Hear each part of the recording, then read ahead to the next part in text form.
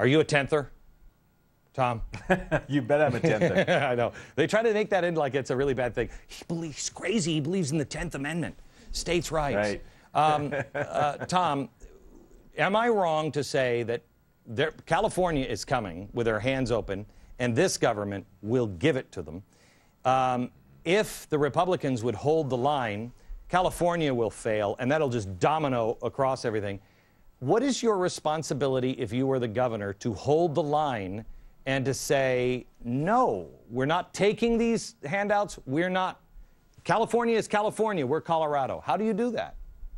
Yeah, because we'll get into if we take them, we'll get into exactly the same situation they're in. Here's what I say all the time, Glenn, tell every group I come across. The day after I'm elected, I'm going to pick up the phone, I'm going to call a couple of people. One will be Chris Christie in New Jersey, and the other is going to be Jan Brewer in Arizona. And I'm going to say to them, listen, you guys, maybe individually we wouldn't be able to do what I'm suggesting, what I'm going to suggest, but together, and maybe there'll be a couple of other governors out there that we can pull on the phone at the same time and say, together, let's do this. Let's the 3, 4, 5 of us as governors, let's start a 10th Amendment revolution in the country.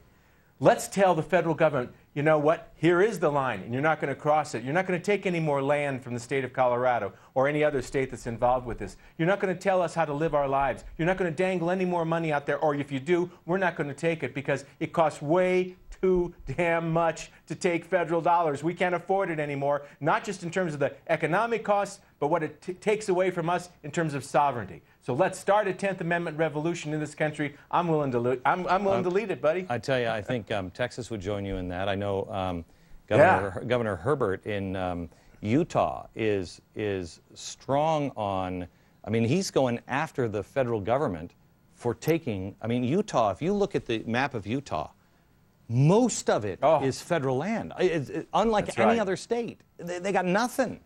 And so he's going back and saying, we want our land back.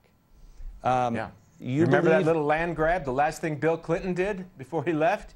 Took, a quarter of the state of Utah? Right. So, Tom, what happens from here? What do you see happening 6 months from now? Where are we? Well, I think of it as a great opportunity. We've got all these deficits in Colorado, just like the federal government, but I think of it as an opportunity because never before, Glenn, have we had the ability, I think, to actually do something amazing, and that is to cut down the size of government, to shrink the size of government. You know, and I know that will cause people pain in Colorado who will then say, your policies are hurting people. How do you convince them? Yes, it is, but we have to fundamentally change. Right. It's the medicine we've got to take, because we can't kick this can down the road any longer. If you do, you are simply giving your children a sentence, essentially an economic death sentence. We cannot do this to the country, and I'm going to tell the people of the state of Colorado, here are the things we're going to have to do. Some of it you may not like, but it's got to be done, and we've got to start now. No more whistling past the graveyard.